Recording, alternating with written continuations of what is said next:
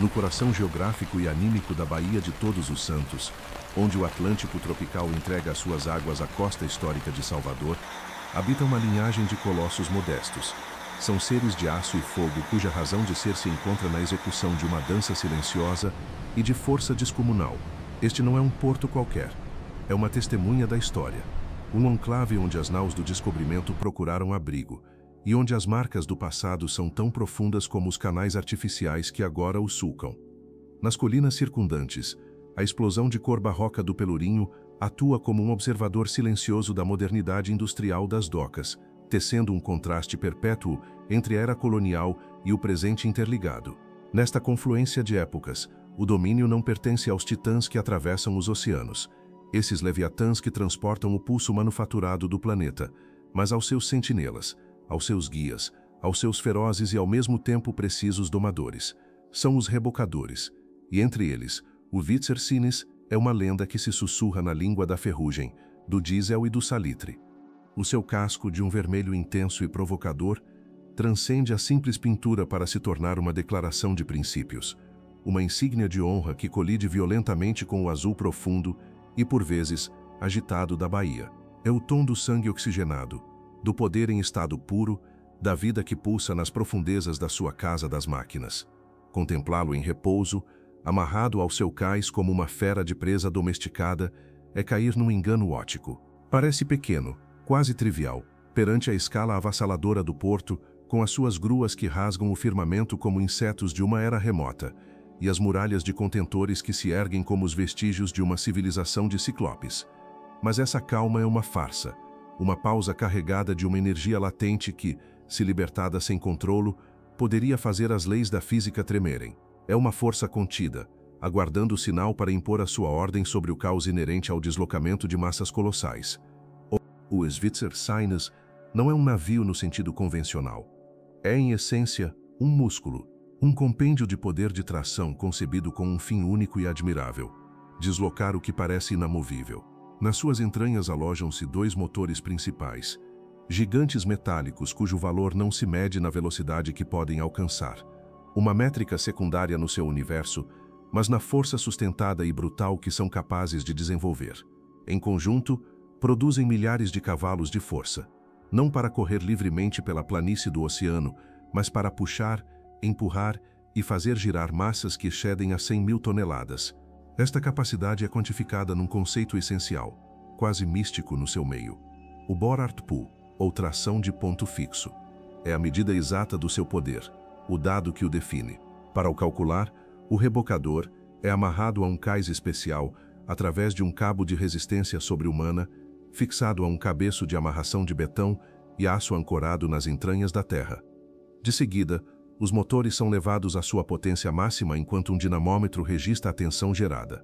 A água à volta ferve, a nave inteira vibra como um instrumento musical, e o cabo estica-se até ao limite das suas propriedades físicas. O número resultante, expresso em toneladas de força, é a sua credencial. O Sinis possui um número que o coloca na elite da sua classe. Para o leigo, é um número sem significado, mas para o capitão de um superpetroleiro ou de um porta-contentores que precisa de manobrar num canal estreito com ventos laterais, esse número representa a fronteira entre uma operação bem-sucedida e uma catástrofe de dimensões épicas. A genialidade da sua concessão não se limita à potência dos seus motores, mas à maneira como essa potência é transferida para a água. Sob a sua popa, fora da vista, encontram-se dois propulsores azimutais, também chamados Z-drives. Não são hélices tradicionais, confinadas num túnel ou dependentes de um leme. São unidades de propulsão autônomas, cada uma com a sua hélice de passo variável alujada num bucal, que otimiza o fluxo de água. Todo o conjunto está montado sobre uma estrutura capaz de girar 360 graus no seu eixo vertical, com a agilidade do tornozelo de um bailarino. Esta característica confere-lhe uma manobrabilidade que desmente a sua aparência robusta e pesada. Pode deslocar-se de lado sem alterar a sua orientação, parar a seco, rodar sobre si mesmo como um peão e aplicar a sua força em qualquer direção com uma precisão espantosa, independentemente de para onde a sua proa aponte. É esta agilidade de felino, em simbiose com a sua força de touro, que lhe permite dirigir o balé dos gigantes. Se o grande navio é uma criatura de pura inércia, Prisioneira da sua própria massa e das leis de Newton, o rebocador é o mestre do vetor, o pintor que traça linhas de força sobre a tela aquática. A existência a bordo do Switzer Sinus é uma sinfonia de estímulos industriais, uma imersão completa num universo mecânico. A atmosfera está impregnada de uma mistura particular, quase uma fórmula alquímica. O cheiro penetrante e oleoso do diesel, tanto queimado como cru, o aroma limpo e ao mesmo tempo corrosivo do sal marinho que impregna tudo com uma fina película, o toque metálico do aço aquecido pelo sol tropical da Bahia, e uma subtil fragrância a ozono que emana das consolas da ponte. Tudo no navio vibra. Não é um tremor incômodo, mas uma ressonância contínua, um zumbido de baixa frequência que nasce na casa das máquinas e se propaga por cada chapa do casco, cada antepara e cada corrimão. É o bater do coração da nave, um lembrete constante do poder que jaz adormecido sob o convés. Qualquer alteração na frequência ou intensidade desta vibração é uma mensagem clara para a tripulação. O motor está a ser submetido a mais esforço. Os propulsores variaram o seu ângulo. Para um marinheiro inexperiente, esta vibração poderia ser desconcertante, uma fonte de ansiedade. Para a tripulação do Sinus, é como uma canção de embalar. Uma presença familiar que lhes confirma que o navio está vivo, saudável e preparado para a ação. A ponte de comando é o cérebro desta criatura de aço. Não é um espaço luxuoso nem grande. É uma cápsula de funcionalidade, de design quase espartano, onde cada componente está otimizado para máxima eficiência e visibilidade. Grandes janelas oferecem uma vista panorâmica de 360 graus quase sem obstruções, um detalhe vital quando se trabalha a centímetros de cascos avaliados em milhões de dólares. As consolas carecem dos enormes ecrãs de radar de longo alcance de um navio mercante. Em seu lugar, o epicentro do controlo é constituído por 2 joysticks de aspecto robusto e uma série de alavancas que governam diretamente os propulsores azimutais e os potentes guinchos de proa e popa. O capitão não conduz o rebocador. Ele pilota-o com a precisão de um piloto de caça. As suas mãos movem-se com uma economia de movimentos que oculta a complexidade do seu trabalho, um reflexo da memória muscular forjada ao longo de milhares de horas. Um ligeiro giro do pulso pode alterar o ângulo de impulso em vários graus. Uma pressão do polegar sobre um botão pode tensionar ou libertar um cabo com a força necessária para parar um comboio. Em redor destas consolas, a equipa humana funciona com uma coreografia de eficiência tácita. Cada membro da tripulação conhece a sua função na perfeição. O marinheiro de convés, cuja pele, curtida pelo sol e pela brisa, narra a história de 1000 manobras, prepara os cabos. Não são cordas comuns. São espias fabricadas com materiais sintéticos de vanguarda, como o Dyneema, que com o mesmo peso são mais resistentes que o aço e possuem uma elasticidade mínima. O seu manuseamento é simultaneamente uma arte e uma ciência. Um cabo mal fixado ou libertado no momento errado pode transformar-se num chicote letal, um projétil que se contrai com uma energia cinética devastadora, capaz de perfurar uma antepara de aço. A área que rodeia um cabo sob tensão, conhecida como zona de recuo, é um espaço invisível mas mortal. A comunicação é escassa, muitas vezes limitada a sinais manuais padronizados ou frases breves e precisas transmitidas por rádio. Não há margem para cortesias desnecessárias. A confiança é o óleo que permite que esta engrenagem humana funcione sem atritos. Cada um depende que o outro execute o seu trabalho com a mesma perícia e concentração que ele próprio. O Porto de Salvador, contemplado desde o convés do Sinus, revela-se como um ecossistema em movimento perpétuo. É a porta de entrada e saída não só de produtos, mas também de relatos. Cada contentor que se eleva pelos ares, suspenso de uma grua como uma oferenda aos deuses do comércio, é um pacote cheio de incógnitas. O que alberga no seu interior? Componentes eletrônicos de Shenzhen, com destino a uma fábrica em Manaus. Grãos de café das fazendas de Minas Gerais a caminho de Hamburgo, peças de automóveis alemãs para serem montadas em São Paulo, ou talvez roupa do Bangladesh para as lojas do Rio de Janeiro. Cada caixa é um elo na vasta rede invisível que tece o nosso planeta, uma rede de anseios, necessidades e esforço humano. O rebocador é o guardião deste fluxo global, o facilitador silencioso que garante que a cadeia não se quebre no seu ponto mais vulnerável, a transição entre o mar e a terra. A história deste ofício é tão venerável como a dos grandes navios. Antes dos motores a diesel, eram pequenas embarcações a vapor, sujas e estridentes, que lançavam baforadas de fumo preto e fuligem enquanto as suas tripulações trabalhavam no calor infernal das caldeiras. E antes disso, eram simples barcos a remos, onde a força bruta de braços humanos, magnificada pelo princípio da alavanca, cumpria a mesma função essencial. A tecnologia evoluiu, a potência multiplicou-se exponencialmente, mas o princípio fundamental permanece inalterado. Uma força menor, aplicada com inteligência e precisão, pode governar uma força imensamente superior. É uma metáfora do conhecimento humano, a alavanca de Arquimedes feita a navio. O Wittgenstein é o herdeiro direto daqueles barcos a remos, o culminar de uma evolução impulsionada pela necessidade de mover cargas cada vez maiores de forma mais segura e eficiente. O S. Wittgenstein não só combate a inércia dos grandes navios, mas também os elementos naturais. O vento na baía pode ser um adversário imprevisível, mudando de direção e intensidade sem aviso prévio. Uma rajada súbita pode desviar a proa de um porta-contentores, transformando uma parede de caixas metálicas numa vela gigantesca e ingovernável. As correntes de maré, o fluxo e refluxo do oceano regido pela Lua acrescentam outra camada de complexidade, gerando vetores de força invisíveis que devem ser antecipados e neutralizados. O capitão do rebocador deve saber ler a água, interpretar as ondas e redemoinhos na superfície, deve sentir o vento na sua pele e deve analisar o comportamento do grande navio como se fosse um organismo vivo com as suas próprias tendências e caprichos. Deve processar toda essa informação numa sequência de ações precisas e contínuas. É uma partida de xadrez tridimensional jogada em tempo real, onde as peças são massas de milhares de toneladas e o tabuleiro é um elemento fluido e em constante mudança. Quando o sol do entardecer tinge as nuvens sobre Salvador de tons laranja e púrpura, e as luzes do porto começam a piscar, criando uma nova constelação ao nível do mar, os Wittgenstein pode estar a finalizar uma manobra ou a aguardar a chamada para a seguinte. O seu trabalho não se rege pelo horário de escritório, mas pelo compasso das marés e pela logística do comércio mundial. No seu ser de aço e sal, não há espaço para a vaidade. A sua glória não reside nos postais, mas na ausência de catástrofes, no fluxo incessante de navios que entram e saem do porto de forma segura, dia após dia, noite após noite. É o guardião silencioso, o músculo anônimo no braço do comércio global.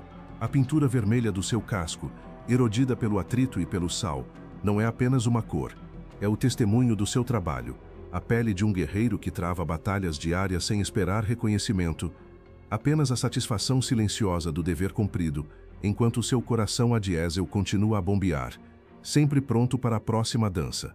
O design específico de um rebocador do tipo AST, Azimuth Stern Drive, como fez Wittgenstein, representou uma revolução no setor.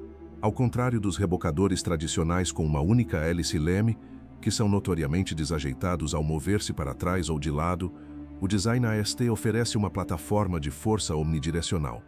Quando puxa, geralmente falo a partir do seu guincho de proa, navegando em marcha atrás para manter uma visão clara do navio a que assiste. O seu casco é projetado para ser estável nesta configuração. Quando empurra, falo com a sua proa, que está equipada com grandes e resistentes defensas de borracha, tanto cilíndricas como em forma de W, concebidas para absorver impactos e distribuir a força sobre uma superfície ampla do casco do outro navio, prevenindo assim qualquer dano. A proa do Sainz é um muro de borracha especializado, uma ferramenta de precisão para aplicar um impulso de milhares de toneladas. A hidrodinâmica do seu casco é uma verdadeira obra de arte funcional. É curto e largo em proporção ao seu comprimento. Uma configuração que maximiza a estabilidade e o efeito de alavanca para as viragens. O fundo do casco é projetado para otimizar o fluxo de água para os propulsores azimutais, garantindo que funcionem com a máxima eficiência e sem cavitação, um fenômeno em que se formam bolhas de vapor devido à baixa pressão, as quais, ao colapsar, podem danificar as hélices e reduzir drasticamente o impulso. Cada detalhe, desde a curvatura de uma chapa de aço abaixo da linha de flutuação até a localização exata do centro de gravidade, foi calculado e refinado para criar uma máquina que encarna a eficiência hidrodinâmica para o seu propósito específico. A vida da tripulação está intimamente entrelaçada com os ritmos desta máquina. Os seus camarotes são compactos e funcionais. A cozinha, conhecida como galley, é o coração social do navio, um lugar para partilhar refeições e conversas nos breves interlúdios de calma. É um microcosmo da vida marítima, uma comunidade forjada pelo trabalho partilhado e pelo perigo inerente. Estes homens e mulheres desenvolvem uma linguagem própria, uma gíria técnica e de camaradagem que seria incompreensível para um estranho. Falam de linhas, defensas, tração, inclinação e deriva, com a naturalidade de quem descreve o tempo. São os sacerdotes e cuidadores deste templo de aço. Assim, o Schweizerschweines é muito mais do que um simples navio. É um sistema complexo, uma simbiose perfeita entre engenharia e habilidade humana. É um concentrado de história naval, um nó vital na rede do comércio global e um testemunho flutuante de que a verdadeira medida do poder nem reside no tamanho, mas na capacidade de aplicar a força com inteligência. O seu coração de aço bombeia diesel e a sua pele respira sal, mas a sua alma é forjada na confiança, na perícia e no dever silencioso daqueles que o chamam de lar. É o rei sem coroa do porto, o gigante modesto cuja lenda se escreve a cada dia nos rastros que deixa sobre as águas da Baía de Todos os Santos. A sua presença é uma garantia, uma promessa de que, por maior que seja o Leviatã que chegue do oceano, haverá um guardião vermelho à espera para o guiar em segurança ao seu descanso. E nesse ato reside uma beleza profunda, uma poesia da força que só entendem aqueles que falam a linguagem do mar e do aço. Da próxima vez que vir um grande navio num porto, lembre-se da pequena silhueta vermelha à sua sombra. É ali que reside o verdadeiro poder. É ali que bate o coração da operação. É ali que o Schweizerschweines cumpre o seu destino. O sol mergulha no horizonte e o motor do rebocador ruge novamente. A noite é uma criança e outro gigante acaba de surgir no horizonte, esperando ser domado. O coração de aço e sal volta a bater com força, pronto para a dança. A chamada chega como um sussurro elétrico através do éter. Uma voz tranquila e profissional que quebra a monotonia do zumbido do ar-condicionado na ponte do Schweizerschweines. É o prático do porto. O piloto, já a bordo do colosso que se aproxima. O Maersk Eleu, um porta-contentores da classe AAA. Uma besta de 400 metros de comprimento e quase 60 de largura, encontra-se no canal de aproximação, tendo reduzido a sua velocidade de cruzeiro para uns meros nós. À distância, o seu avanço é imperceptível, uma miragem azul na linha do horizonte. Mas a sua inércia é a de um planeta menor. Centenas de milhares de toneladas de aço, carga e combustível movendo-se através da água. Uma força cinética que, se não for gerida com uma precisão absoluta, poderia arrasar o cais como se fosse de cartão. O prático, um marinheiro veterano que conhece cada corrente e cada baixo da baía como a palma da sua mão, é temporariamente o comandante supremo do Maersk Eleu, mas as suas ordens seriam inúteis sem os músculos que estão prestes a entrar em ação. A sua voz pelo rádio não é uma ordem, mas o primeiro compasso de uma sinfonia. Schweizerschweines, aqui prático do Eleu. Aproximem por bombordo, proa com proa. Preparem para dar o primeiro cabo. Na ponte do rebocador, o capitão, um homem chamado Jonas, de pele curtida e olhos que viram incontáveis amanheceres sobre essa mesma baía, assente para si mesmo. Não há dramatismo na sua resposta. Recebido o Eleu, Sinis a aproximar por bombordo. Com um movimento suave e praticado, as suas mãos pousam sobre os controlos dos propulsores azimutais. Os joysticks parecem uma extensão dos seus próprios nervos.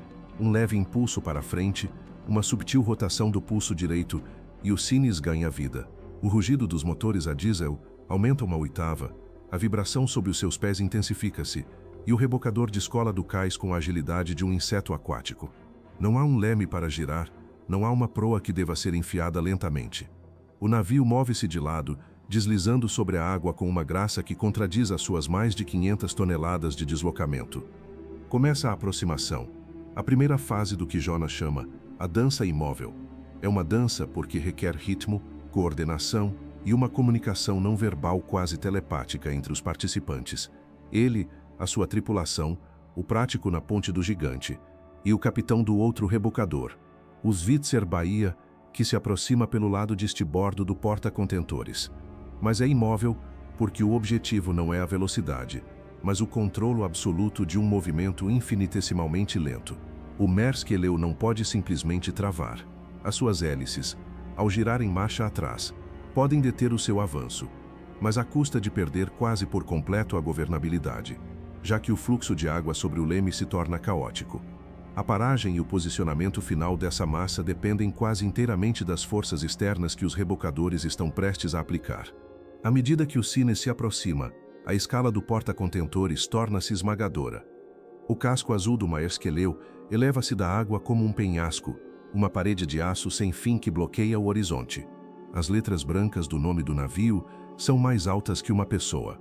Lá em cima, a mais de 50 metros acima do nível do mar, a ponte de comando é uma pequena caixa de vidro, quase invisível. De lá, o Sines deve parecer um brinquedo. Jonas não olha para cima. A sua atenção está fixa na linha de flutuação, no movimento relativo entre a sua proa e o casco do gigante. A água entre os dois navios comprime-se, criando complexas interações hidrodinâmicas. Um efeito de sucção, conhecido como efeito Bernoulli, tende a atrair os dois cascos. Um erro de cálculo, um excesso de velocidade e o rebocador poderia ser absorvido e esmagado contra o muro de aço. Jonas neutraliza-o com súbitas rajadas dos seus propulsores, mantendo uma distância precisa, dançando no limite das forças invisíveis que governam os fluidos. Sines, prontos para receber cabo de proa. Ressoa a voz do marinheiro de convés no walkie-talkie de Jonas. Embaixo, na proa, dois homens preparam-se. Um deles maneja uma pistola lança-cabos, um dispositivo pneumático, que disparará uma linha fina e leve, chamada mensageiro, para o convés do porta-contentores. O som é um sampe surdo, e uma serpentina laranja voa pelo ar, descrevendo uma parábola perfeita e aterrando aos pés da tripulação do Eleu.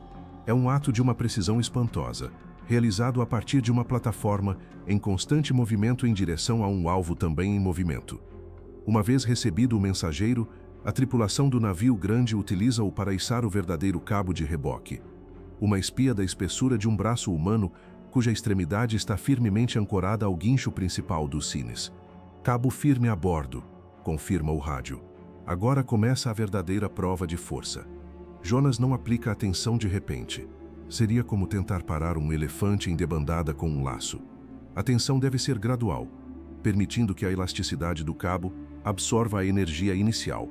Na sua consola, um ecrã digital mostra a tensão no cabo em tempo real. O número começa a subir.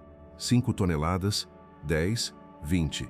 O cabo, tenso como uma corda de piano, geme sob o esforço, e finas gotas de água pulverizada saltam das suas fibras entrançadas. O Sines inclina-se ligeiramente, o seu casco lutando contra a força imensa que o puxa. Jonas ajusta a potência e o ângulo dos seus propulsores, não só para puxar, mas para atuar como uma âncora flutuante e um leme externo para o Maerskelleu. A sua função agora é controlar a proa do gigante, evitando que o vento ou a corrente a desviem da sua trajetória de atracação. Ao mesmo tempo, do outro lado do navio, o Svitzer Bahia está a fazer o mesmo com a popa. O prático, da sua torre de vigia na ponte do Eleu, coordena a operação. As suas ordens são breves, uma linguagem codificada de força e direção. Sines, um quarto avante, puxando a 90 graus. Bahia, um quarto atrás, empurrando no cadaste. Ele não precisa de dar mais detalhes. Sabe que os capitães dos rebocadores são mestres do seu ofício. Eles entendem a geometria das forças, a física do momento angular. Sabem que ao puxar a proa para bombordo e empurrar a popa para estibordo, estão a induzir uma rotação lenta e controlada. Uma rotação do eixo do porta-contentores para o alinhar perfeitamente com o cais. É um processo de uma lentidão exasperante para o observador casual. O movimento do Maerskelleu é quase imperceptível. Mede-se em centímetros por minuto. Mas na ponte do Sines, a tensão é palpável. Jonas está num estado de fluxo, uma concentração total onde o tempo parece dilatar-se. Os seus sentidos estão aguçados ao máximo. Ele não só vê os indicadores nos seus ecrãs, como sente o navio através da vibração do convés e da resposta dos joysticks nas suas mãos. Sente a tensão do cabo como se fosse um tendão do seu próprio corpo. Antecipa as pequenas variações na deriva do gigante antes que sejam visíveis, respondendo com correções preventivas. Uma rajada de vento atinge a torre de contentores do Eleu, e a proa tende a desviar-se um par de graus. Antes que o prático possa dar uma nova ordem, Jonas já aumentou a potência do Sines e ajustou o seu ângulo para neutralizar o efeito, mantendo a tensão no cabo constante. É esta antecipação, esta proatividade nascida de milhares de horas de experiência, que separa um bom capitão de um mestre. A comunicação com o outro rebocador é mínima, mas crucial. Os dois capitães, Jonas no Sines e muitas vezes o seu velho amigo a bordo do Bahia realizaram esta dança juntos centenas, se não milhares de vezes. Conhecem-se, conhecem os seus navios e conhecem a Bahia. Existe entre eles uma sinergia que transcende as palavras. Por vezes, uma simples confirmação por rádio, entendido Jonas, é suficiente para coordenar uma ação complexa que implica a aplicação de forças opostas e perfeitamente equilibradas. São duas mãos de um mesmo cirurgião, realizando uma operação de microcirurgia a uma escala monumental. À medida que se aproximam do cais, a manobra torna-se ainda mais delicada. O objetivo é que o Maersk Eleu toque nos maciços de defesa do cais com a suavidade de um beijo. Um impacto demasiado forte poderia danificar tanto o casco como a estrutura do porto. A velocidade de aproximação lateral deve ser de uns meros centímetros por segundo. Agora, o Sines muda o seu papel. Gradualmente reduz a tensão do cabo de reboque e reposiciona-se para empurrar diretamente contra o casco do Eleu.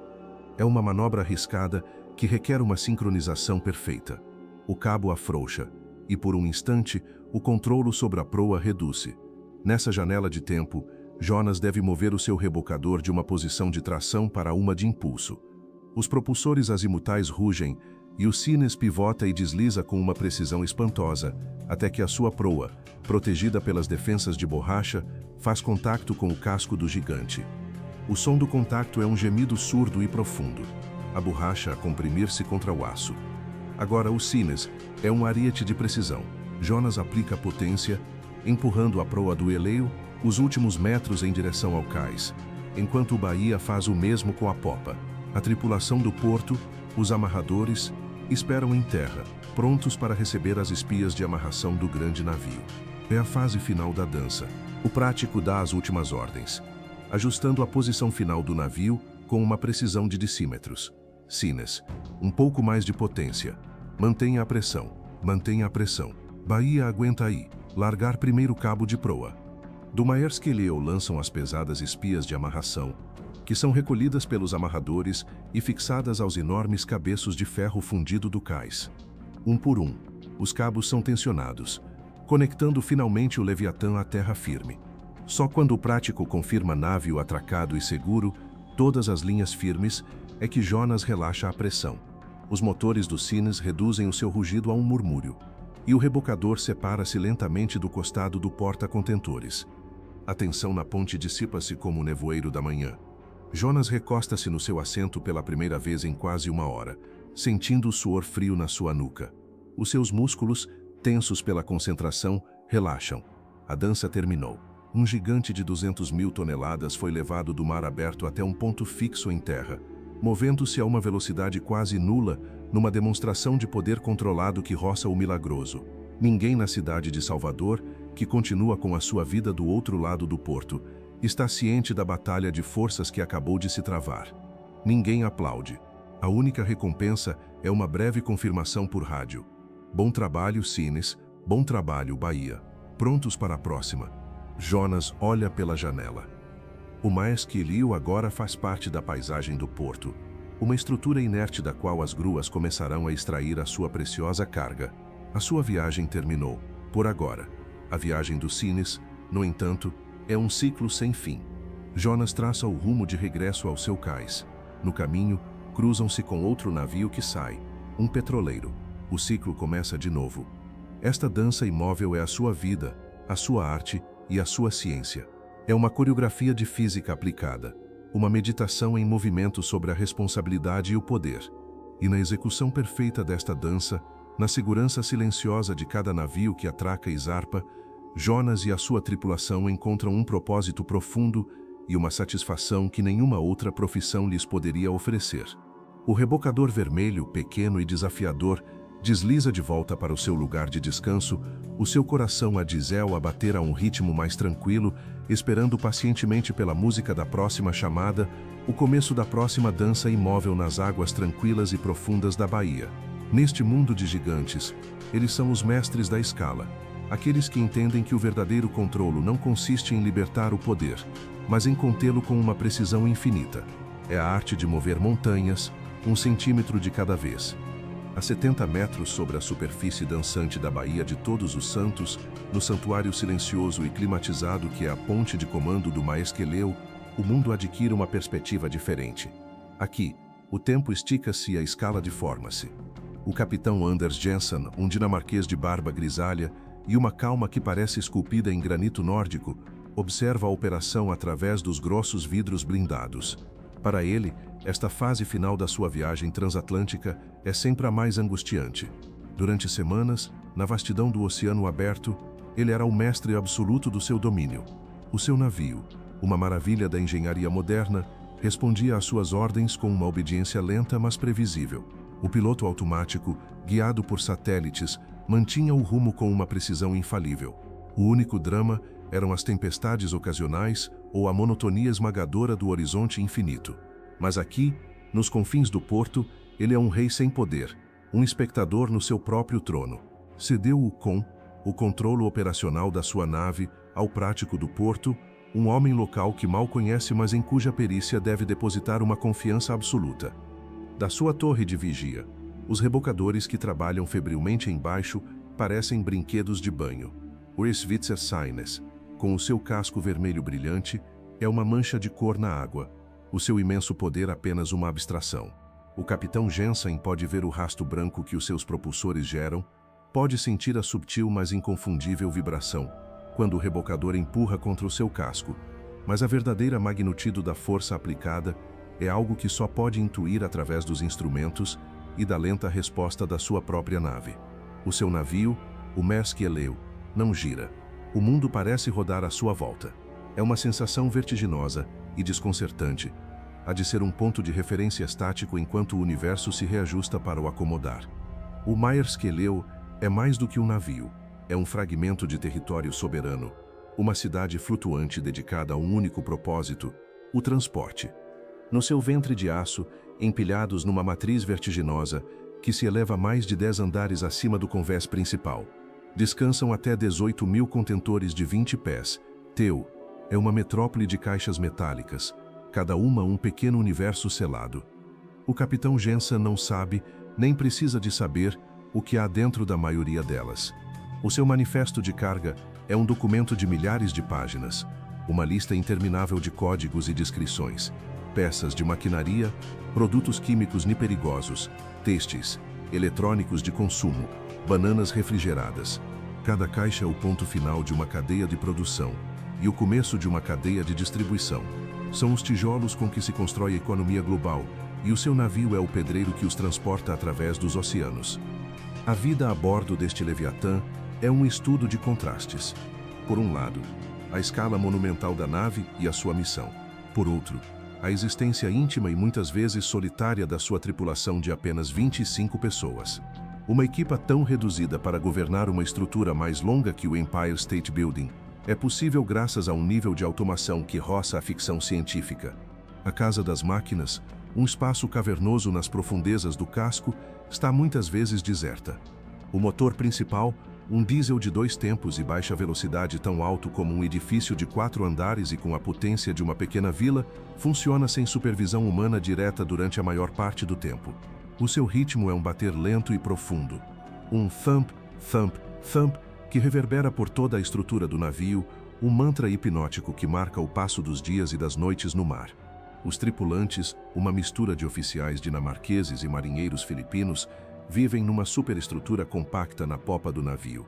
As suas vidas regem-se pelos turnos de vigia, 4 horas de trabalho, 8 de descanso, num ciclo ininterrupto. Os seus mundos reduzem-se aos corredores do navio, à sala de jantar, a uma pequena sala de recreio com uma televisão e uma coleção de filmes, e aos seus camarotes individuais.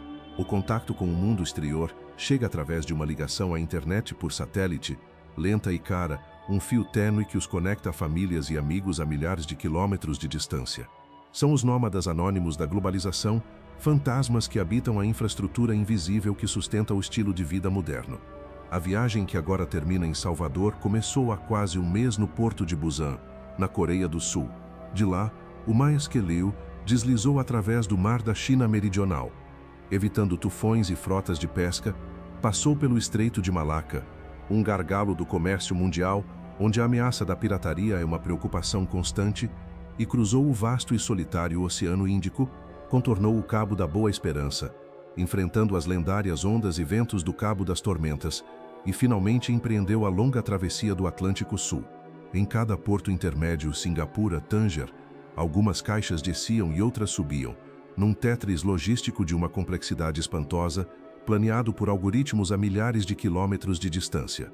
Cada contentor tem um lugar atribuído, baseado no seu peso, no seu destino e na natureza do seu conteúdo. Um erro na estiva pode comprometer a estabilidade do navio, um dos pesadelos de qualquer capitão. Para a tripulação, o mundo é experienciado como uma série de portos, cada um uma breve e muitas vezes frustrante janela para uma cultura diferente. Raramente têm tempo para explorar. As operações de carga e descarga são rápidas e eficientes. Em questão de horas, o navio estará pronto para zarpar novamente. A sua visão de Salvador limitar-se-á à vista da ponte, a silhueta da cidade, a azáfama das gruas, os rostos anônimos dos estivadores no cais. É uma vida de perpétua transição, de estar em todo o lado e em nenhum ao mesmo tempo. O capitão Jensen reflete sobre a ironia da sua posição. Comanda uma das maiores e mais sofisticadas máquinas já construídas pelo homem, um instrumento do poder comercial global. No entanto, neste momento crucial, o seu destino está nas mãos de um pequeno rebocador vermelho. Ele entende a física, sabe que a imensa massa do seu navio, que lhe confere uma estabilidade majestosa em alto mar, é a sua maior fraqueza no espaço confinado de um porto. O seu raio de viragem é de quilômetros. A sua resposta ao leme é lenta e preguiçosa a baixa velocidade. Sem os rebocadores, seria como um elefante a tentar mover-se numa loja de cristais. Eles são a sua agilidade externa, as suas mãos delicadas que o guiam ao seu lugar de descanso.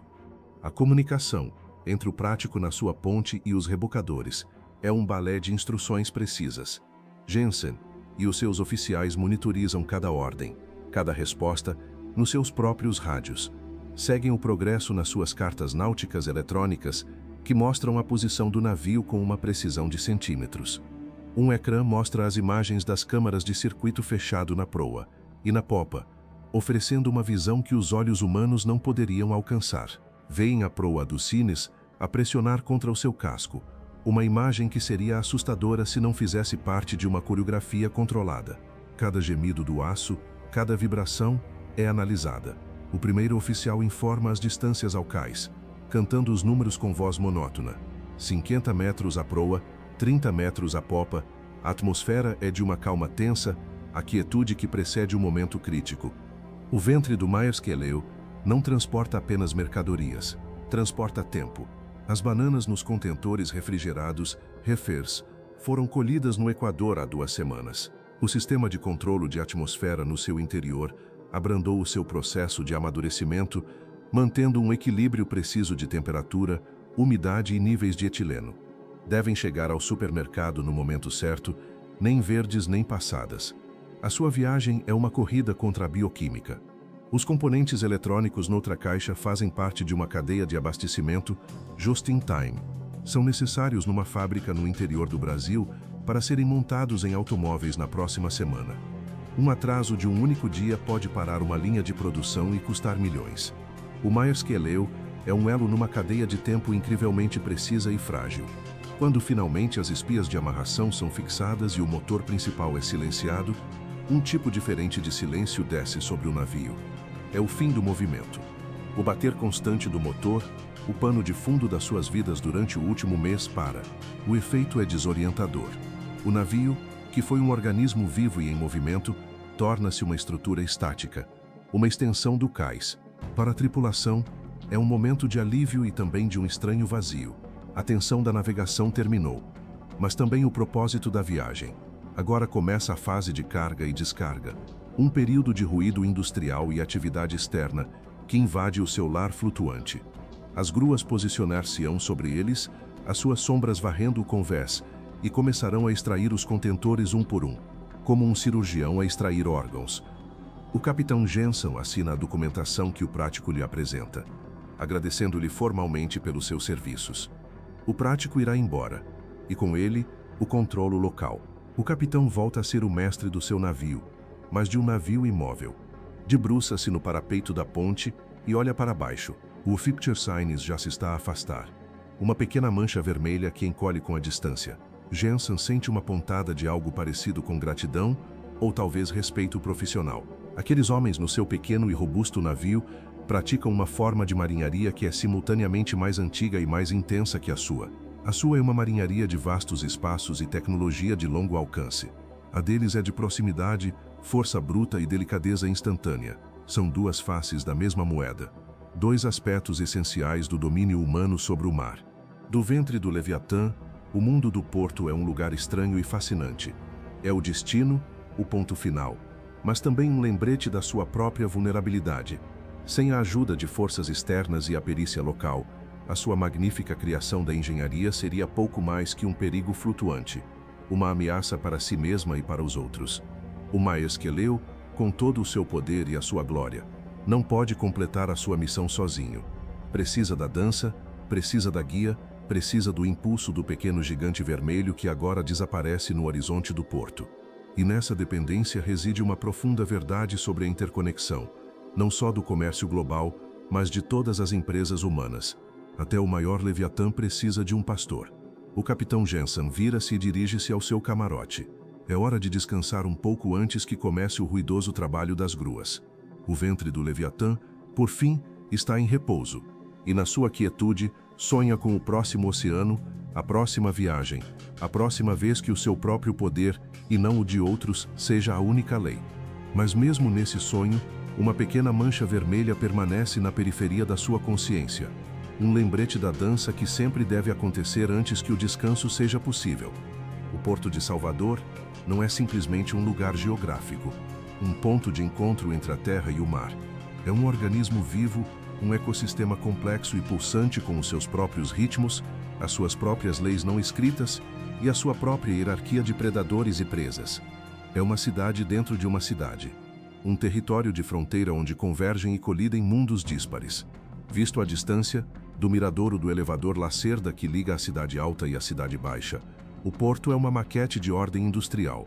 Os contentores empilhados em geometrias perfeitas, as gruas a mover-se com uma graça lenta e deliberada, os navios atracados em filas ordenadas.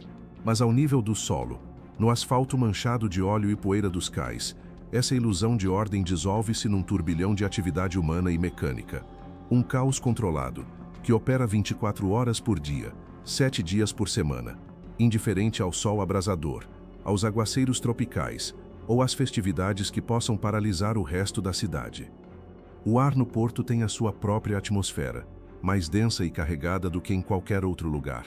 É uma mistura do cheiro salobre do mar, do fumo acre dos motores a diesel dos caminhões e das empilhadoras, do aroma doce e por vezes nauseabundo das mercadorias que escapam dos seus contentores, café, especiarias, produtos químicos e do cheiro inconfundível do trabalho duro, o suor humano. A paisagem sonora é uma cacofonia industrial. O rugido constante dos motores, o apito agudo e repetitivo dos veículos em marcha atrás, o estrondo metálico dos contentores ao serem depositados sobre um chassi de caminhão, o assobio dos sistemas pneumáticos, o grito ocasional de um estivador para outro e, acima de tudo, o gemido das sirenes dos navios e o ranger das gruas gigantes, as girafas de aço que são os verdadeiros soberanos deste domínio. Estas gruas pórtico, ou portainers, são o coração da operação em terra. São estruturas colossais que deslizam sobre carris ao longo do cais, capazes de levantar contentores de mais de 40 toneladas como se fossem caixas de sapatos e movê-los do navio para o cais, ou vice-versa, em questão de minutos. O operador de uma destas gruas trabalha numa pequena cabine de vidro suspensa a dezenas de metros no ar, logo abaixo do braço principal. Da sua perspectiva, o mundo é um videojogo de logística em escala real. Manipula um conjunto de joysticks e botões com uma destreza que requer milhares de horas de prática. A sua tarefa é de uma precisão milimétrica. Deve alinhar o spreader, o mecanismo de engate que se acopla aos cantos superiores do contentor, com uma tolerância de poucos centímetros, muitas vezes com o vento a balançar a carga. Um movimento em falso pode esmagar um contentor, danificar a estrutura do navio ou, no pior dos casos, provocar um acidente mortal no cais embaixo. Estes operadores são uma aristocracia dentro da classe trabalhadora do porto, profissionais altamente qualificados e bem pagos, cuja concentração e habilidade são diretamente proporcionais à eficiência e rentabilidade de todo o terminal. Embaixo, no cais, desdobra-se um exército de trabalhadores. Os estivadores, homens e mulheres de físico robusto e mãos calosas, são os encarregados de fixar e libertar os contentores no navio. Um trabalho fisicamente exigente e perigoso. Trabalham sob a sombra das cargas suspensas, num ambiente ruidoso e caótico. Os condutores dos terminal tractors, ou mulas, pequenos caminhões projetados especificamente para mover contentores dentro do terminal, zigue-zagueiam pelos pátios numa dança incessante, transportando as caixas do pé da grua para o seu lugar de empilhamento ou da pilha para a zona de inspeção aduaneira. Cada um segue as instruções que recebe através de um tablet na sua cabine.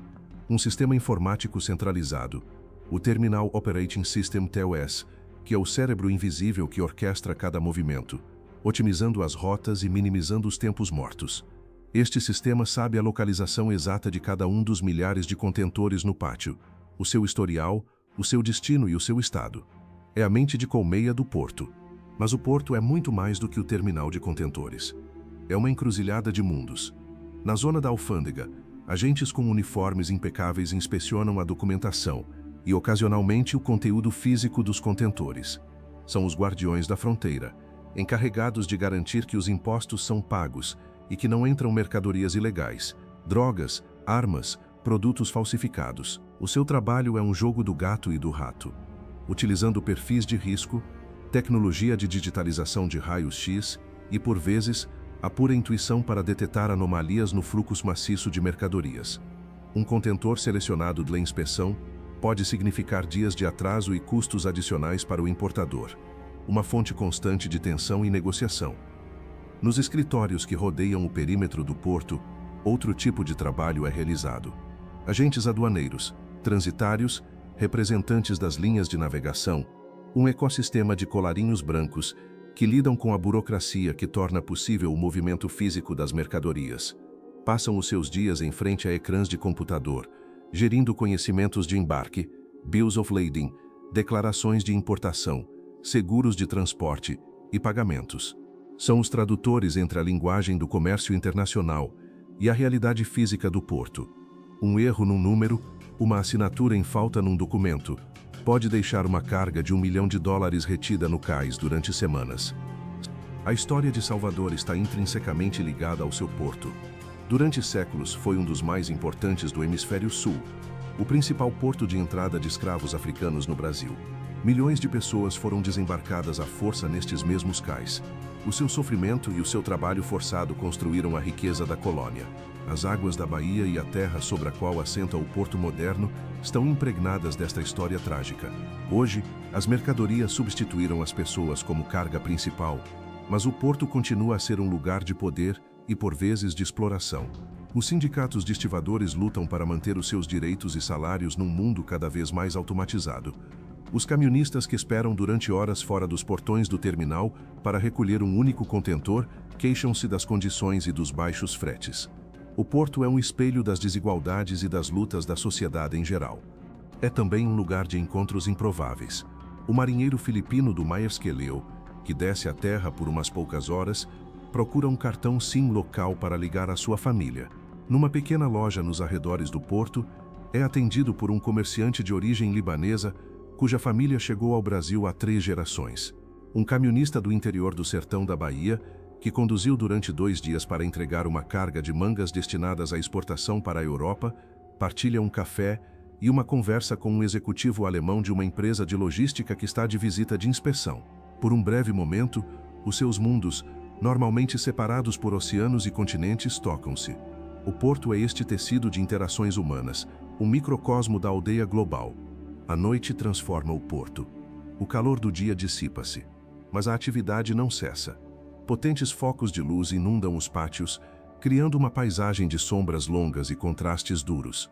O ruído parece viajar mais longe no ar noturno. Os turnos mudam. Uma nova onda de trabalhadores substitui a anterior. A cidade de Salvador vai dormir, mas o seu coração industrial continua a bater com força. É um mundo à parte, com a sua própria temporalidade. Para o trabalhador portuário, o conceito de dia e noite é fluido. determinado pelo horário dos navios que chegam de diferentes fusos horários. E no meio de todo este universo terrestre, o rebocador, como o Svitzer Sinus, atua como psicopompo, o guia de almas que conecta o mundo do mar com o mundo da terra. A sua tripulação vive nesta fronteira. Não são marinheiros de alto mar, como os do Maersk Aleu, nem são trabalhadores de terra como os estivadores. Habitam o espaço intermédio, a água do porto. Conhecem os práticos, os amarradores, os operadores das gruas. Fazem parte da comunidade portuária, mas a sua perspectiva é sempre da água, olhando para a terra.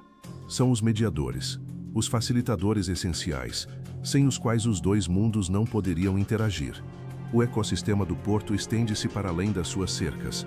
Inclui os estaleiros de reparação, onde os navios, incluindo o próprio Sinus, são retirados da água para sua manutenção, revelando seus cascos e hélices como criaturas marinhas encalhadas. Inclui as empresas de abastecimento que fornecem alimentos, combustível e peças sobreexcelentes aos navios. Inclui os serviços de praticagem e as autoridades portuárias que gerem o tráfego. É uma rede interdependente de uma complexidade espantosa.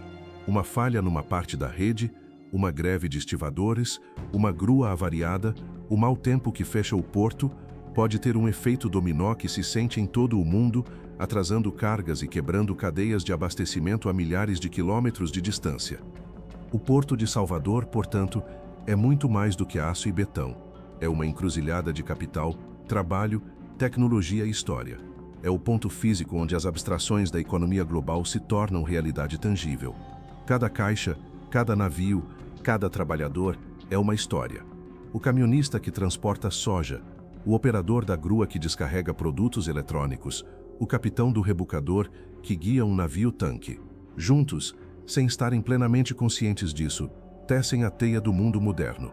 E no centro desta encruzilhada, o porto pulsa, indiferente e essencial, um coração mecânico no corpo do comércio mundial, garantindo que o pulso do planeta, para o bem ou para o mal, nunca para. É um lugar sem romantismo, mas com uma beleza funcional e brutal, um testemunho do engenho, da ambição e da incessante necessidade humana de mover coisas de um lugar para outro. Sob a quilha do Svitzer Sinus e o casco monumental do Maersk Aleu, para além do ruído e da fúria da atividade portuária, existe outro mundo, um universo silencioso e antigo governado por forças que transcendem a engenharia humana. É o mundo da Baía de Todos os Santos, um corpo de água que não é um mero cenário para o drama do comércio, mas um protagonista ativo, com a sua própria história, a sua própria biologia e os seus próprios ritmos inescrutáveis. A tripulação do rebocador, embora focada nas exigências imediatas da manobra, está intimamente ciente deste outro mundo. Leem-no na textura da superfície da água, na cor e na transparência da maré, no comportamento das aves marinhas e nos ecos que as suas sondas de profundidade devolvem do leito marinho. A Baía de Todos os Santos é uma das maiores baías do mundo, uma imensa incisão na costa brasileira que tem sido um refúgio para os marinheiros por mais de 500 anos. As suas águas não são uniformes. São um mosaico de correntes, temperaturas e salinidades. A água doce dos rios que nela desagam, como o Paraguaçu, mistura-se com a água salgada do Atlântico numa dança perpétua, criando zonas de água salobra que albergam ecossistemas únicos. Estas correntes invisíveis são vetores de força que o capitão do rebocador deve ter em conta em cada cálculo. Uma corrente de maré vazante pode subtrair nós de velocidade a um navio que entra, enquanto uma corrente enchente pode empurrá-lo para o cais com uma força inesperada. Estas não são apenas variáveis físicas, são o sopro da baía, o seu pulso vital. O fundo do mar, longe de ser uma planície monótona, é uma paisagem de uma complexidade geológica espantosa. As cartas náuticas que o capitão Jonas utiliza são mapas deste mundo submerso.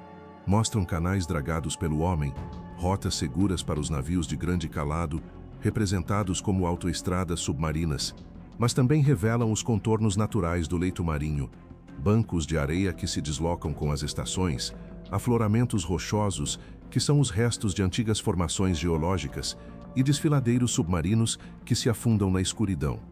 Em certos pontos, os ecos da sonda de profundidade desenham formas anômalas, silhuetas que não pertencem à geologia. São os fantasmas da história, os destroços de navios afundados ao longo dos séculos, galeras portuguesas, fragatas holandesas, vapores do século XIX, cada um recife artificial, uma cápsula do tempo colonizada pela vida marinha, as suas histórias silenciadas pela pressão e pela escuridão. O capitão de um rebocador conhece a localização dos maiores e mais perigosos e evita-os com um respeito quase supersticioso. São os cemitérios sagrados da Bahia. A vida marinha na Bahia é rica e diversa, embora muitas vezes invisível da superfície. Sob a água turva do porto, um ecossistema resiliente luta para sobreviver no meio do tráfego e da poluição. Cardumes de peixes pequenos movem-se como nuvens de prata, enquanto crustáceos e moluscos se agarram aos pilotes dos cais, criando uma camada viva e pulsante de bioincrustações. Ocasionalmente, uma tartaruga marinha emerge para respirar, a sua cabeça reptiliana, observando o mundo industrial com uma indiferença ancestral, antes de voltar a mergulhar no seu reino aquático. Os golfinhos, os botos da Bahia, por vezes acompanham os navios, os seus corpos cinzentos e aerodinâmicos saltando no rasto como se brincassem com os gigantes de aço. Para os marinheiros, a aparição dos golfinhos é um bom presságio, um lembrete de que, apesar de tudo, a natureza persiste. O trabalho do rebocador é uma negociação constante com este ambiente natural. O vento é talvez o adversário mais visível e caprichoso. O Svitzer Sinus é projetado para ser estável, mas um vento forte de través pode fazer com que se incline, afetando a sua capacidade de manobra. Para um porta-contentores como o Maersk Eleu, uma parede de contentores empilhados atua como uma vela gigantesca, apresentando uma superfície de milhares de metros quadrados ao vento. Uma rajada de 40 nós pode exercer uma força lateral de centenas de toneladas, uma força que os rebocadores devem neutralizar instantaneamente para evitar um desastre.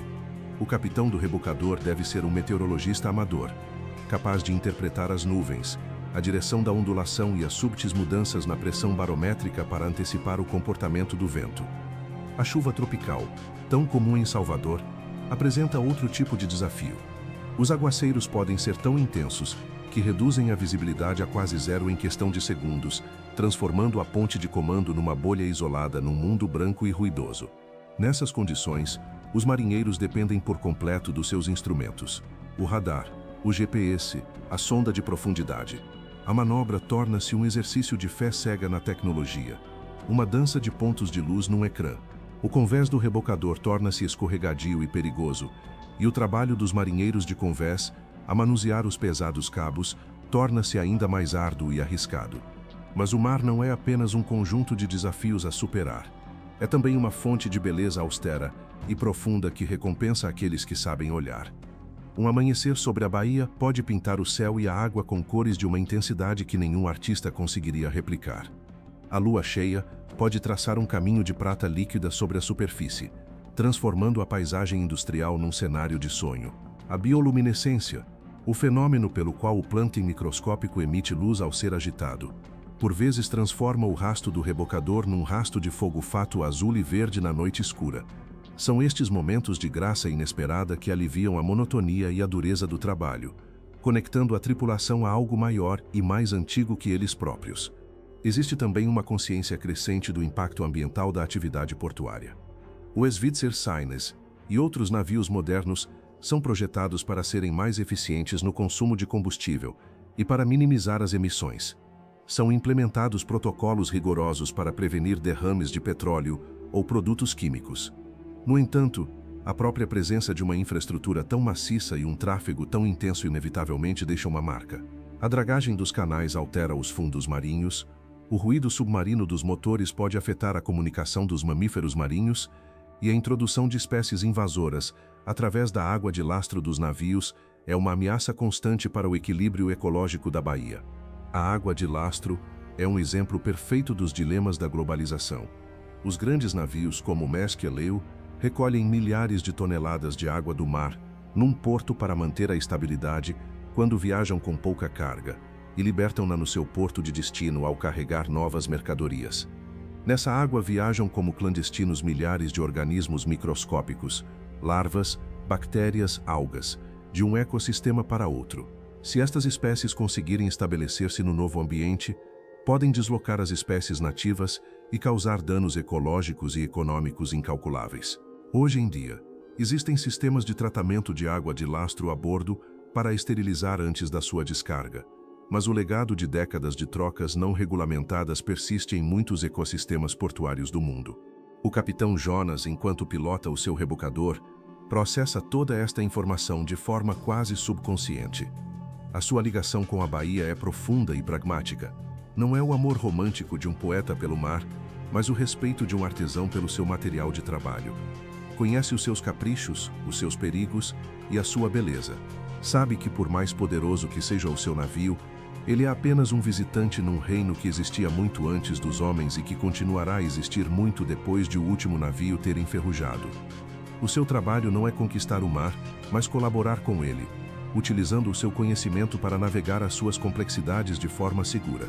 É uma relação de simbiose, uma dança não só com o gigante de aço, mas com o gigante aquático sobre o qual toda a ação se desenrola. Nas profundezas da Baía, os ecos do passado misturam-se com os do presente. O pulso sônico do sonar de um submarino militar em manobras cruza-se com as canções das baleias jubarte que migram ao longo da costa durante o inverno. O estrondo de uma âncora ao cair sobre o leito marinho sobrepõe-se aos súbitos estalidos dos camarões pistola. É uma paisagem sonora complexa, um diálogo entre a natureza e a tecnologia. E neste diálogo, o rebocador é um intérprete, um mediador. O seu trabalho consiste em traduzir as intenções humanas para a linguagem das forças naturais, em encontrar o ponto de equilíbrio onde o aço e a água podem coexistir. Quando esse Witterseines regressa ao seu cais após uma longa jornada, e os seus motores finalmente se silenciam, o som predominante volta a ser o da água, o suave marulhar das ondas contra o casco, o grito distante de uma gaivota. É o som do mundo natural a reclamar o seu espaço, um lembrete de que a atividade humana é apenas uma camada superficial, uma película de ruído e movimento sobre um oceano de tempo e profundidade. Os ecos da manobra desvanecem-se, mas os ecos da Baía permanecem. São os ecos da geologia, da biologia e da história, a ressoar nas profundezas, indiferentes ao vai-vém dos gigantes de aço na superfície, guardiões de segredos que nenhum sonar poderá jamais decifrar por completo. E nessa profundidade insondável reside o verdadeiro e último poder, o contexto silencioso que dá sentido a toda a luta e esforço que se desenrola acima. A noite caiu por completo sobre o porto de Salvador. Não é uma escuridão total, mas um crepúsculo perpétuo, uma paisagem de penumbras e luzes artificiais que conferem às estruturas industriais uma qualidade fantasmagórica. As altas torres de iluminação banham os pátios de contentores num brilho alaranjado e sem sombras, enquanto as gruas, agora na sua maioria inativas, se recortam contra o céu violáceo como esqueletos de dinossauros. O Maersk Leu, já em pleno processo de descarga, é uma colmeia de atividade localizada, um muro de aço do qual emanam luzes e o estrondo rítmico das operações. Mas à sua volta, o resto do porto parece suster a respiração. É neste interlúdio, entre a frenética atividade do dia e a chegada dos navios programados para a madrugada, que o Witterseines encontra o seu momento de repouso. Amarrado no seu posto designado, o rebocador é agora uma silhueta escura e tranquila. Os seus potentes motores a diesel, o coração que bateu com fúria durante as manobras, estão agora em silêncio. O único som que emana das suas entranhas é o zumbido baixo e constante de um gerador auxiliar, a energia mínima necessária para manter as luzes de navegação acesas e os sistemas essenciais em estado de alerta. A vibração que impregna cada canto do navio durante o trabalho desapareceu, e a sua ausência é tão notável como era a sua presença. O navio parece oco, adormecido. Sobre o seu convés, as pesadas espias de reboque jazem enroladas nos seus guinchos como serpentes adormecidas, e as robustas defensas de borracha da proa pingam lentamente água do mar, brilhando sob as luzes do cais. Para a tripulação, este é o final do ciclo. Jonas, o capitão, completa o diário de bordo do dia. Anota as horas de operação, os navios assistidos, o consumo de combustível, qualquer incidente, por menor que seja. É um ritual metódico e sem adornos, a transcrição de um dia de ação intensa para a linguagem asséptica da burocracia. Os seus movimentos são lentos, cansados, mas precisos. A adrenalina da manobra deu lugar a uma fadiga profunda, não só física, mas mental. Durante horas, o seu cérebro funcionou como um supercomputador, processando centenas de variáveis em tempo real. Agora, ao apagar os ecrãs da consola um por um, é como se estivesse a fechar programas, a libertar memória RAM. A última luz a apagar-se é a do radar. O ecrã verde pisca uma vez e funde-se a negro. E com ele, a ligação sensorial do capitão com o mundo exterior do porto é cortada. O resto da tripulação de vigia realiza as últimas verificações. O chefe de máquinas revê os níveis de óleo e refrigerante na casa das máquinas silenciosa. A sua lanterna cortando a escuridão e revelando o labirinto de tubagens e válvulas do gigante adormecido. Os marinheiros de convés fixam as escotilhas e lavam o sal do convés com mangueiras de água doce, um ato de cuidado e respeito pela sua ferramenta de trabalho pelo seu lar. Há poucas palavras. Cada um conhece a sua tarefa. É uma coreografia de encerramento, o inverso da preparação frenética que precede uma saída. Finalmente o trabalho termina. A tripulação de substituição já chegou, e os que terminam o seu turno preparam-se para voltar a casa. Despedem-se com um simples aceno de cabeça ou um até amanhã. Não há grandes discursos nem celebrações. O seu trabalho é cíclico e a satisfação não provém de uma única conquista, mas da repetição bem-sucedida da tarefa, da ausência de incidentes. A verdadeira vitória é um dia aborrecido em que tudo correu como previsto. Jonas é o último a abandonar a ponte. Antes de descer a escada, para um momento e olha através das janelas. O seu olhar abrange o porto noturno. Vê as luzes da cidade de Salvador a trepar pela colina, cada uma vida, uma história completamente alheia à sua. Vê o lento piscar do farol da barra, na entrada da baía, um pulso de luz que guia os marinheiros há séculos. E vê os navios, os gigantes que ajudou a domar, agora quietos e amarrados, tornando-se lentamente parte da paisagem. Sente uma estranha mistura de orgulho e anonimato. O seu papel é essencial, mas invisível. Ele e a sua tripulação são os guardiões silenciosos desta porta giratória do mundo.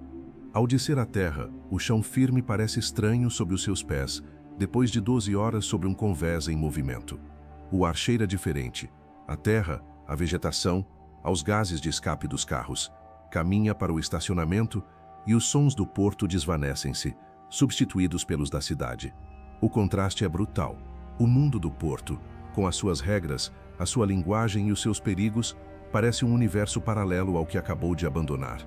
No seu carro, liga o rádio e ouve música popular, um som deliberadamente normal que o ajuda a descomprimir, a regressar do estado de alerta máximo à vida cotidiana.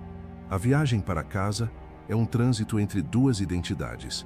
No porto, é o capitão Jonas, o mestre da força e da precisão. Em casa, é apenas Jonas, um marido, um pai. Abre a porta de sua casa num bairro tranquilo, longe da agitação do porto. Os seus filhos dormem. A sua esposa espera-o com um jantar quente. Falam de coisas mundanas, as notas da escola, uma fatura a pagar, os planos para o fim de semana. Ele não fala do seu trabalho. Como poderia explicar a sensação de ter 200.000 toneladas de aço sob o seu controle? Como descrever a tensão de um cabo prestes a romper-se ou a beleza austera de um amanhecer sobre a baía? São experiências intransferíveis, guardadas no arquivo silencioso da sua memória profissional. A sua família sabe que o seu trabalho é duro e por vezes perigoso, mas os detalhes pertencem a esse outro mundo. Entretanto, no porto, o Svitzer Sines descansa sob a vigilância da nova tripulação. Mas o seu silêncio não é o silêncio da morte, mas o de uma energia contida. É o silêncio de um predador que digere a sua comida, esperando o próximo estímulo, o próximo indício de fome. O rebocador não é apenas uma máquina, é a encarnação de um propósito. A sua existência não tem sentido sem os grandes navios que precisam da sua ajuda. É um ser simbiótico. A sua quietude é uma pausa, um compasso de espera na sinfonia interminável do comércio global. Esta dualidade entre a ação intensa e o repouso silencioso é a essência da vida do guardião. O seu valor não reside apenas no que faz, mas também na sua capacidade de esperar, de estar sempre pronto. É uma disciplina da paciência e da preparação. O rebocador no seu cais é uma promessa. É a garantia de que quando o próximo Leviatã aparecer no horizonte, confundido pelas correntes e assediado pelo vento, não estará sozinho. Haverá uma pequena silhueta vermelha que sairá ao seu encontro. Um músculo concentrado de poder e perícia pronto para o guiar, empurrar e puxar até um lugar seguro. Jonas, já na cama, fecha os olhos, mas na escuridão interior das suas pálpebras, por vezes continua a ver o movimento dos navios, as linhas de força, os vetores de impulso. O movimento está tão enraizado no seu ser que nem mesmo o sono o consegue apagar por completo. Pensa no Sines, o seu navio, o seu companheiro. Sabe que está ali no porto, vigilante no seu silêncio. É uma presença reconfortante. O navio é mais do que o seu local de trabalho. É uma extensão de si mesmo, da sua habilidade, da sua responsabilidade. A noite avança. Uma ligeira brisa marinha agita as folhas das árvores fora da janela de Jonas. No porto, essa mesma brisa faz com que os cabos de amarração do Svitzer Sines ranjam suavemente. A água lambe o seu casco com um ritmo constante e suave. É o som do mundo em repouso, um mundo que pode dar-se ao luxo de descansar precisamente porque há guardiões que não o fazem, ou que o fazem em turnos, garantindo que a vigilância nunca cesse. O silêncio do guardião não é um vazio. Está cheio de potencial, da história das batalhas ganhas e da antecipação das que estão por vir. É um silêncio carregado de significado, um testemunho do poder que não precisa de se anunciar, da força que se manifesta no controlo e não no caos. Amanhã, o sol nascerá novamente sobre a Baía de Todos os Santos. O ciclo começará de novo. Será emitida uma nova chamada por rádio, um novo gigante precisará de ser domado. E o coração de aço do Svitzer Sines voltará a rugir. Mas por agora, na profunda quietude da noite, o guardião descansa. E no seu silêncio reside a paz e a segurança de todo o porto. É a calma no olho do furacão do comércio mundial, um ponto fixo num universo em perpétuo fluxo. E essa, talvez, seja a forma mais pura de poder que existe. O poder de estar quieto, de vigiar e de esperar, sabendo que, quando chegar o momento, se estará à altura do desafio. O silêncio é a sua armadura, e a paciência, a sua arma mais afiada. A estrutura de aço do Svitzer Sines não é apenas um contentor de maquinaria e potência. É uma arca que transporta as vidas, os sonhos e os fantasmas dos homens que a habitam. Se o rebocador tem um coração a diesel, a sua alma é um complexo tecido das histórias da sua tripulação. Cada membro é um fio nesta tapeçaria, e juntos formam a consciência coletiva da máquina, a sua memória e o seu propósito. Longe de serem meros operadores, são os guardiões de um legado, e a sua presença transforma o aço frio num palco de dramas humanos. Jonas, o capitão, não nasceu com o mar nas veias, ou pelo menos não desta maneira. O seu pai e o seu avô foram jangadeiros na costa do Ceará, homens de pele queimada pelo sol que enfrentavam o oceano aberto em jangadas frágeis, com uma valentia que raiava a loucura. Deles, Jonas herdou o respeito pelo poder do mar, mas também um anseio por algo mais. Ansiava pela estrutura, pela segurança, pelo poder da máquina para domar a anarquia das ondas que tantas vezes ameaçara a sua família. Na sua juventude, sonhava com a ponte de um grande navio mercante, com a promessa de horizontes distantes, de portos exóticos na Ásia e na Europa. E conseguiu. Durante quase uma década, navegou pelos oceanos do mundo como oficial em porta-contentores, vivendo a vida nômada que um dia ansiava. Viu os arranha-céus de Singapura, os nevoeiros de Hamburgo, os desertos do Suez. Mas com o tempo, uma estranha melancolia apoderou-se dele. Os horizontes infinitos começaram a parecer um exílio. Cada porto era uma janela para um mundo no qual ele era um estranho, um observador passageiro. O nascimento do seu primeiro filho foi o ponto de viragem. A ideia de estar a milhares de quilômetros de distância, ligado apenas por uma chamada de satélite intermitente, tornou-se insuportável. Foi então que descobriu o mundo dos rebocadores. No início, viu-o como um passo atrás, um recuo, deixar o comando de um gigante de 300 metros para pilotar um barquinho num único porto parecia uma rendição. No entanto, em breve descobriu que era o oposto. Era uma ascensão a um nível de habilidade e de intensidade que nunca conhecera. A marinharia de alto mar era um jogo de paciência e estratégia a longo prazo. A de rebocador era um combate corpo a corpo, uma arte da improvisação e da precisão instantânea. Aqui, na Baía de Todos os Santos, encontrou um equilíbrio perfeito. Tinha o desafio do mar, mas podia dormir na sua própria cama todas as noites. Trocou os horizontes distantes pela profundidade de um único lugar, aprendendo a conhecer cada corrente, cada vento, cada segredo da Baía como se fosse a palma da sua mão. Agora, quando olha para a cidade de Salvador da Ponte dos Sines, não vê mais um porto na lista. Vê a sua casa, vê a escola dos seus filhos, o hospital onde a sua filha nasceu, o mercado onde compra peixe aos sábados, e sente o peso de uma responsabilidade diferente. Não é apenas responsável pela carga multimilionária de um navio, é responsável por proteger a porta de entrada para o seu próprio mundo. Nas entranhas do rebocador, na casa das máquinas, reina um homem que representa a antítese da visão panorâmica de Jonas. É Ricardo, o chefe de máquinas. Um homem de poucas palavras e mãos permanentemente manchadas de gordura, um sacerdote num templo de aço, pistões e combustível. O seu mundo não são os horizontes, mas os manômetros, o som dos injetores, a temperatura do óleo lubrificante. Ricardo comunica com os motores numa linguagem que transcende a engenharia. Para ele, a casa das máquinas não é um local de trabalho, é um organismo vivo. Com os olhos fechados, pode diagnosticar um problema que os sensores ainda não detectaram. Uma vibração anômala na antepara de estibordo, uma subtil mudança no tom do turbocompressor, o cheiro de uma fuga de refrigerante quase imperceptível, são sintomas que ele lê com a perícia de um médico. A sua relação com a maquinaria é profundamente pessoal, quase mística. Muitas vezes fala dos motores em termos afetuosos, como se fossem criaturas temperamentais que é preciso entender e cuidar. O seu passado explica esta devoção. Antes de se juntar à moderna frota da Svitzer, Ricardo passou 20 anos a trabalhar em barcos de pesca de arrasto e velhos cargueiros que eram pouco mais que sucata flutuante. Nessas naves, a casa das máquinas era um inferno de reparações improvisadas, de fugas constantes, de medo perpétuo de uma falha catastrófica no meio de uma tempestade. Aprendeu a manter o motor a funcionar com arame, fita adesiva e pura força de vontade. Sobreviver a essa experiência deixou-lhe duas coisas: um ouvido infalível para o sofrimento mecânico e uma gratidão quase religiosa pela fiabilidade e potência dos Svitzer Seines. Para ele, os rugentes motores do rebocador não são apenas máquinas, são uma promessa cumprida, a encarnação da segurança e do poder que tanto lhe faltou na sua vida anterior. O silêncio relativo entre manobras não o tranquiliza, inquieta-o. Só se sente em paz quando os motores rugem sob o seu cuidado, quando sente o seu poder controlado a fluir através da estrutura, um testemunho da sua própria habilidade para manter o coração da besta a bater de forma saudável. Completando a trindade de papéis a bordo está Léo, o marinheiro de convés.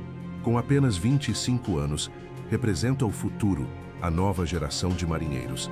Ao contrário de Jonas, não carrega a nostalgia dos horizontes perdidos e, ao contrário de Ricardo, não tem os fantasmas das máquinas defeituosas.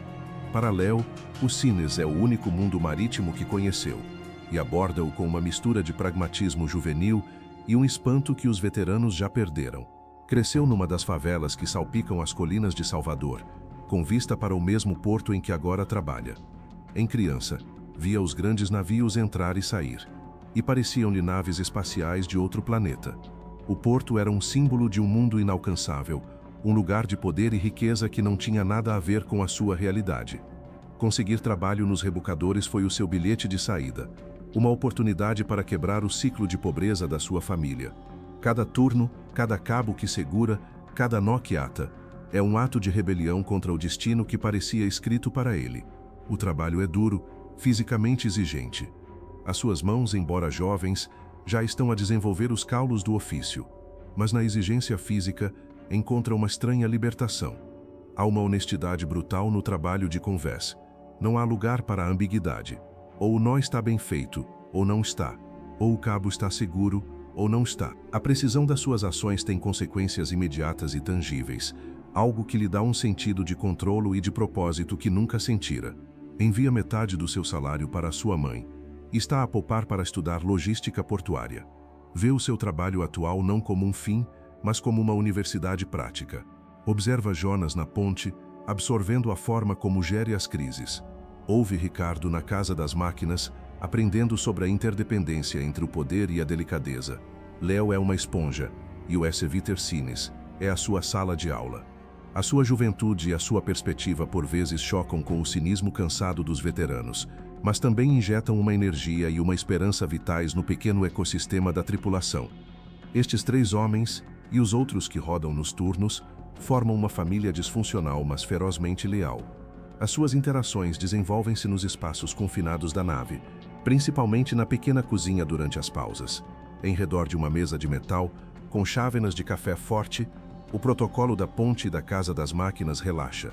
É aqui que a máquina de histórias realmente ganha vida. Ricardo queixa-se do novo tipo de óleo lubrificante, comparando-o desfavoravelmente com o anterior com a paixão de um sommelier a discutir uma colheita. Léo conta uma anedota divertida sobre o seu irmão mais novo, e por um momento o rude marinheiro torna-se um jovem vulnerável e afetuoso. Jonas, muitas vezes em silêncio, ouve, intervém com uma pergunta, uma observação seca ou um conselho paternal. Nestas conversas misturam-se o profano e o sagrado. Discutem o resultado do último jogo de futebol do Esporte Clube Bahia com a mesma seriedade com que analisam o comportamento de um navio-tanque com ventos de 20 nós. Partilham fragmentos das suas vidas em terra, as suas preocupações sobre dinheiro, a saúde dos seus pais, as conquistas dos seus filhos. Estas conversas são o lubrificante social que permite que a maquinaria humana funcione sem atritos sob pressão. São um lembrete constante de que, apesar da natureza isoladora do seu trabalho, fazem parte de um mundo mais vasto, que tem vidas e responsabilidades que os esperam no final do seu turno. É esta ligação com a Terra, com as suas próprias histórias pessoais, que lhes dá a força e a concentração para realizar um trabalho que exige que se esqueçam de si mesmos durante horas. Cada manobra bem-sucedida nem é apenas um trabalho bem feito. É mais um passo em direção ao momento em que possam voltar a ser simplesmente Jonas, Ricardo e Léo, os homens por trás da lenda do Guardião Vermelho, os corações humanos que dão verdadeiro sentido ao coração de aço do rebocador.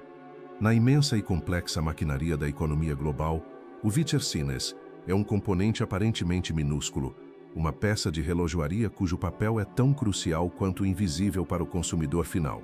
Cada uma das suas operações, cada atracação e desatracação executada com sucesso, não é um evento isolado que termina quando as espias são fixadas ao cais.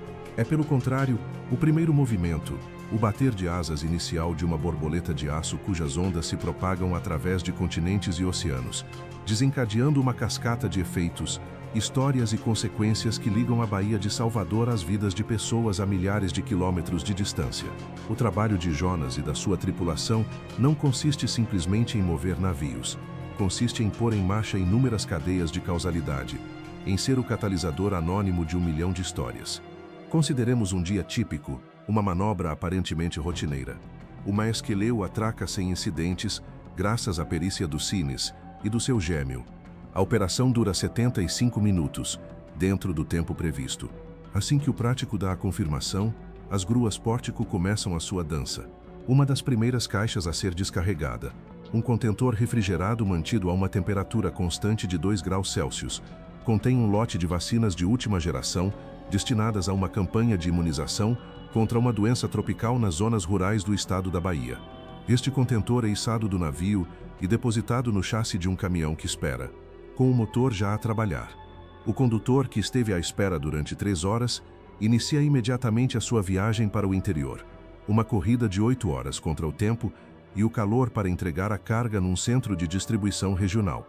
A partir daí, as vacinas serão transportadas em veículos mais pequenos para clínicas remotas.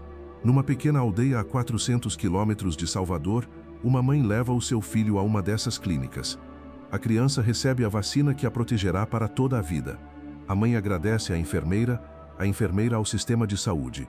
Mas ninguém pensa na cadeia de eventos que tornou esse momento possível. Ninguém pensa no condutor do caminhão, no operador da grua e menos ainda no capitão de um rebocador vermelho que, dias antes, empurrou um navio gigante contra um cais com a delicadeza necessária para que a operação começasse exatamente a tempo. A perfeita execução da manobra do Cines foi o primeiro elo, silencioso e invisível, na cadeia que salvou a saúde daquela criança. Enquanto esse contentor desce, outro sobe. Uma caixa de cor verde escura, carregada nessa mesma manhã, é elevada do cais e fixada nas profundezas do casco do Maersk-Leo. No seu interior, viaja o fruto do trabalho de centenas de pessoas.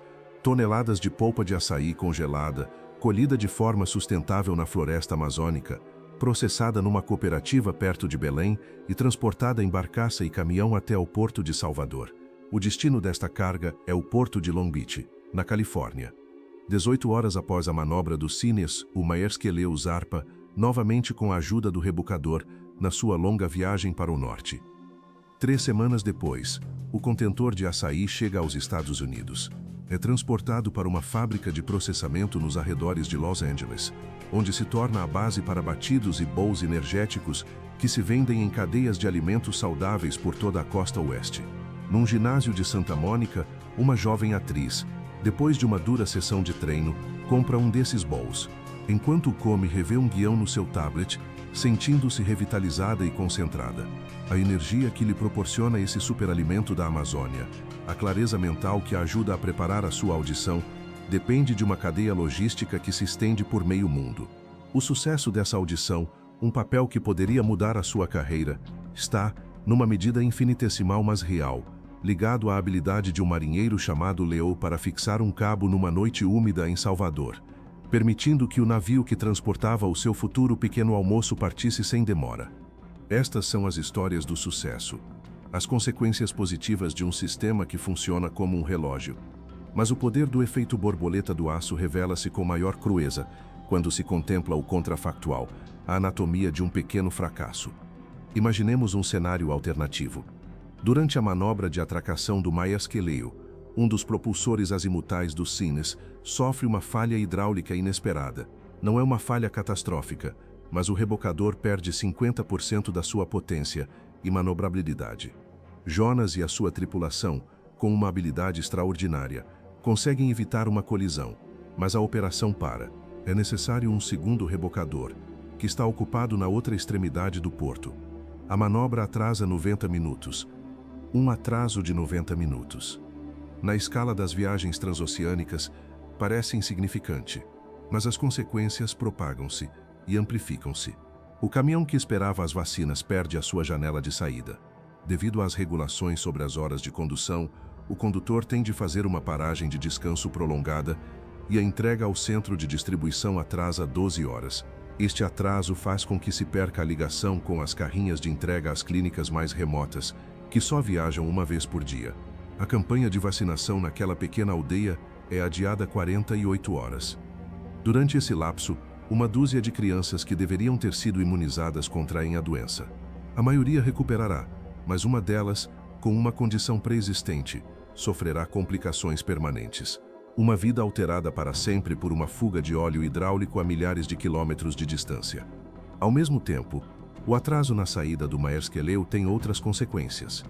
Esse navio devia libertar um espaço no cais para um navio Ro-Ro, Korolonf, que transportava uma carga de maquinaria agrícola fabricada no Brasil e destinada à Nigéria.